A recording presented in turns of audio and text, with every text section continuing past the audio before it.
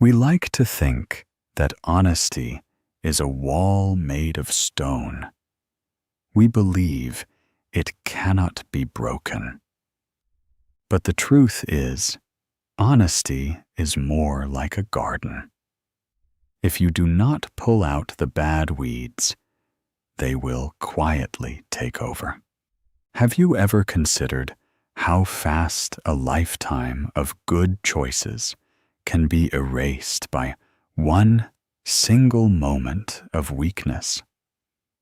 Listen closely to today's story, because it shows us exactly what happens when we stop guarding our own minds. Many years ago, in a gray and rainy city, lived a man named Elias. Elias was a clockmaker. He was not a famous craftsman, and he was certainly not a rich one. His small shop was hidden in a dark, narrow street. The roof leaked when it rained, and the bitter winter wind always blew through the cracks in the wooden walls. Elias worked incredibly hard. He woke up before the sun, fixed broken pocket watches all day, ate a bowl of plain soup for dinner, and went to bed tired. But Elias had one thing that made him deeply proud. He was completely honest. People all over the city knew this. They trusted him with their most expensive watches, knowing Elias would never steal a single piece. One freezing evening, just as Elias was closing his cold shop, a horse carriage stopped outside. A well-dressed older gentleman stepped out. He carried a heavy object covered in a dark velvet cloth. The man entered the shop. "My name is Mr. Sterling," he said. He pulled away the cloth. Underneath was the most beautiful, complex wooden antique clock Elias had ever seen. But it was covered in thick, heavy dust. "This clock belonged to my grandfather," Mr. Sterling said. "It has not ticked in 40 years. I am leaving the city on Friday morning. If you can fix it before I leave, I will pay you 500 silver coins." Elias gasped. 500 silver coins was enough to buy a warm, comfortable house. It was enough to change his entire life. Elias agreed immediately. For the next 3 days, he barely slept. He cleaned every tiny wheel. He oiled every delicate gear. His fingers ached, and his eyes burned from the dim candlelight, but he did not stop working. By Thursday night, the shop was completely quiet. The only sound in the room was the beautiful, steady ticking of the restored clock. Elias had done it. He smiled, feeling proud of his skill and his honest hard work. But as he was giving the wood one final polish, his cloth caught on a small lever at the back. There was a quiet click. A secret hidden door popped open in the base of the clock. Elias was surprised. He looked inside the dark space. Hidden inside was a small, heavy leather pouch. With trembling hands, he pulled it out and opened it. Inside the pouch was a brilliant, flawless, red gem, a ruby, larger than a bird's egg. In the dim light of the shop, it sparkled like pure fire. Elias stared at it. He had never seen anything so valuable in his entire life. At first, his honest heart spoke. "I must tell Mr. Sterling about this tomorrow," he thought. "He will be so happy to find it." But then, the shop felt very quiet. Elias looked down at his old, torn coat.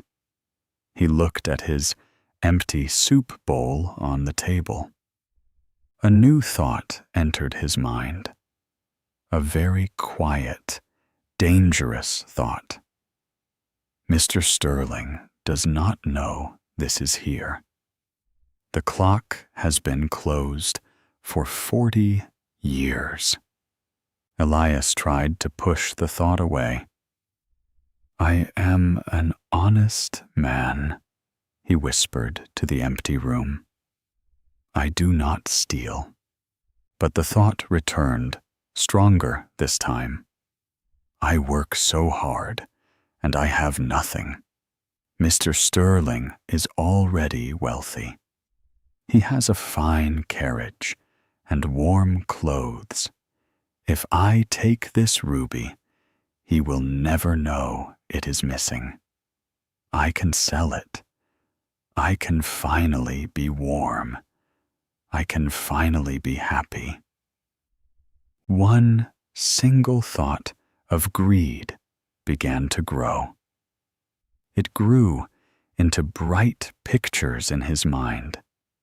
He imagined moving to a warm country, buying a big estate, and never having to work in a freezing room again. In just a few minutes, he forgot about his values. He forgot about his pride.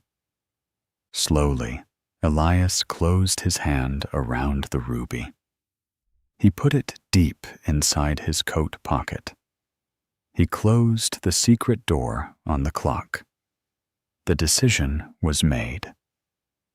The next morning, Mr. Sterling arrived.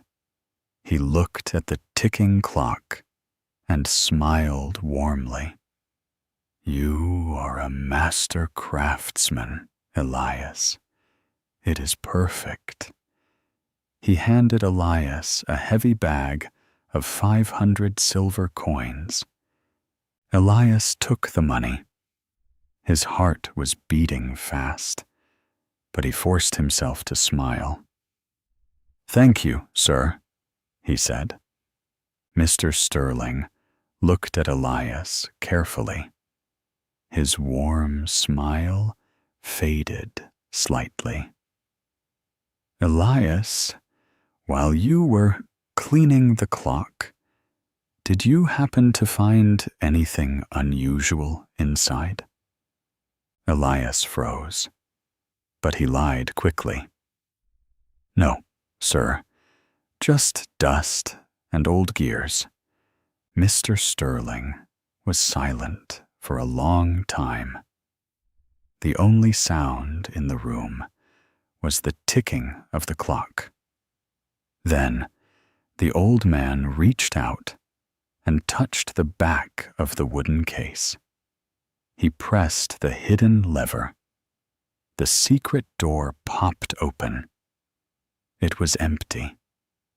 Mr. Sterling looked at Elias with eyes full of deep sadness and heavy disappointment. "Elias," Mr. Sterling said quietly, "I am not just a customer. I am the head of the National Clockmakers Guild. I have no children, and my health is failing. I have spent the last year searching for a man of true skill and perfect honesty to inherit my entire business, my wealth, and my estate. Elias felt his stomach drop. Mr. Sterling continued, "Everyone in this city told me you were the most honest man they knew, but I had to be absolutely sure. That stone in your pocket is not a ruby. It is just a piece of painted glass. It is completely worthless. It was only a test of your heart." Elias could not speak. He stood frozen in shock as Mr. Sterling picked up the clock and walked out the door forever. Elias was left alone in his cold shop. He took the piece of red glass out of his pocket. It didn't look like fire anymore. It just looked like a terrible mistake. He had been an honest man his entire life. He had suffered through years of poverty without ever cheating anyone. But he had let one greedy thought enter his mind. He didn't stop it. He let it grow. He let it become an action. If he had controlled his thoughts for just 5 more minutes, he would have gained everything he ever dreamed of. Instead, a single moment of weakness cost him his greatest opportunity. This story leaves us with a highly important lesson. We often think our physical actions are the only things that matter. But every action starts as a tiny thought. Thoughts become choices. Choices become actions. Actions become habits. And habits create our destiny.